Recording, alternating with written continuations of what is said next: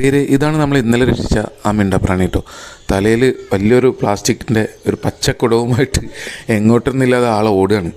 എങ്കിലും നമ്മൾ ഇന്നലെ ട്രൈ ചെയ്തു കേട്ടോ.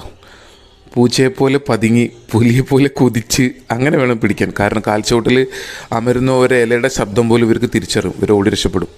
എന്തായാലും ഒരുപാട് സന്തോഷമുണ്ട്. നമ്മുടെ വീഡിയോ ആദ്യമായിട്ട് കാണുന്ന ആളുകളാണെങ്കിൽ തീർച്ചയായിട്ടും നമ്മുടെ ചാനൽ സബ്സ്ക്രൈബ് ചെയ്യണം കേട്ടോ. നിങ്ങളുടെ സപ്പോർട്ട് ഉണ്ടാവണം. ഇത് മിണ്ടാപ്രാണികളെ സഹായിക്കുന്ന ഒരു ചാനലാണ് കേട്ടോ.